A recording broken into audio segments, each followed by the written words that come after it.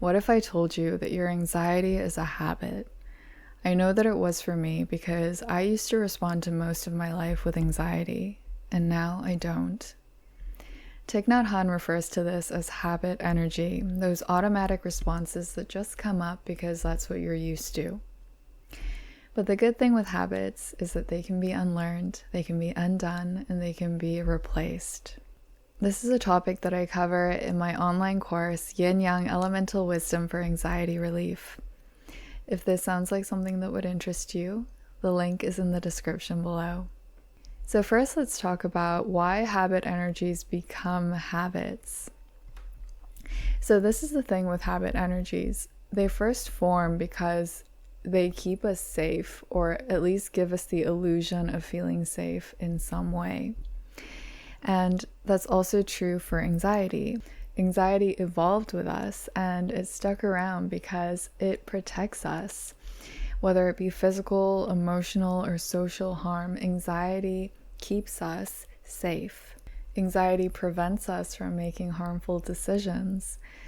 When we're worried and concerned about what we've done, it protects us socially from being outcasted or being rejected.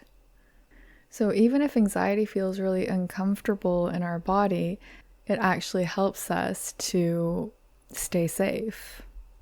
And I also think that anxiety gives us a sense of control, even if it's just an illusion of control. So in a lot of cases when you know that things are out of your control, being anxious, ruminating on it, thinking about it, preparing for the worst, actually gives you a sense of being productive, of being proactive, of doing something. And that can feel helpful at times. But the reality is that it's not helpful, it's not productive, and actually it's not preparing you for anything. So anxiety in itself and habit energy in itself, the intention behind it is good. The intention is to protect us, to be helpful, to function in a way that serves us. But the thing is, they can get out of hand. So anxiety as well, we've become overly anxious.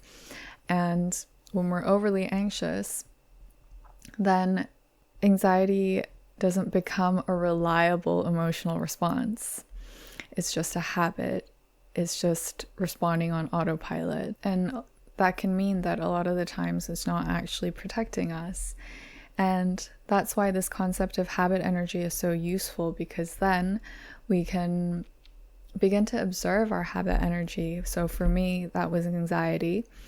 I could observe whether my anxiety was really serving me or not. Is this actually trying to protect me? Or is this just an automatic response that I don't necessarily have to take so seriously? So as I started learning about this concept of habit energy and practicing mindful meditation, I became more aware of when and how my anxiety kicks in. And I started getting really objective about it. So I'll give the example of when I first started guiding meditations. I was terrified because I wasn't used to sharing my voice with an audience, and I was really fearful of criticism. I imagined the worst. I imagined that if I posted my guided meditations, people would just rip me apart and say awful things, and that I wouldn't be able to stand it. So when I thought about creating meditations, uploading meditations online, and then my anxiety would kick in, I would then be able to step back and think, do I need to be protected in this situation? Do I need the protection of my anxiety, of my habit energy right now? And I found that in this case, the answer was no, because I was intentionally pushing my comfort zone. This was a time when I didn't need protection, that I actually needed to take risks and do something new.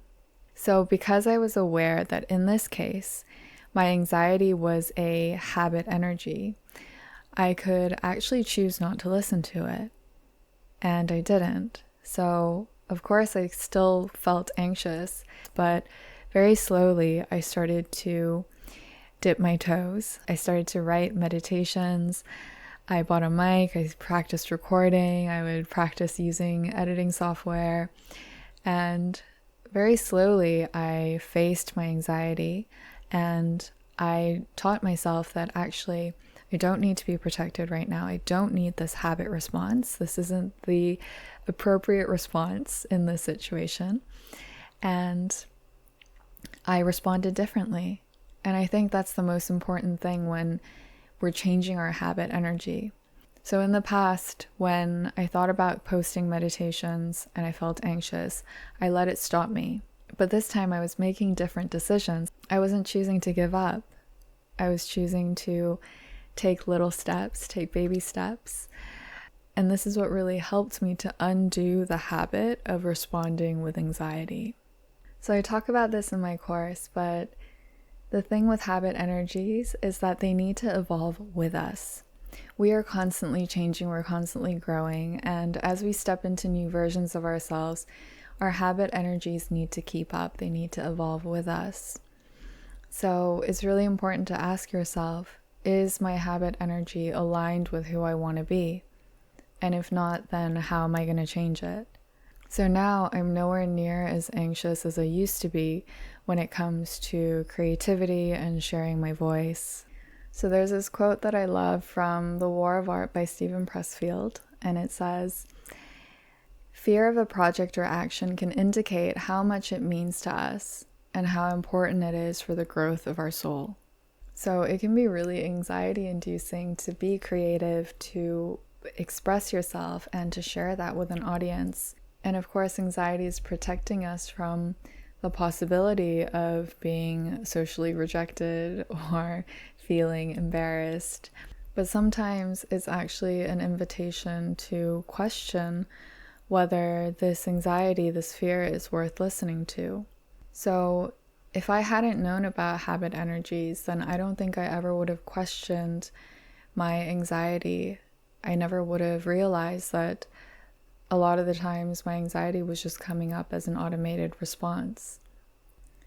And this is how I felt when I first started guiding meditations. I was so anxious about it. There was so much fear. I also knew that I didn't want to give up.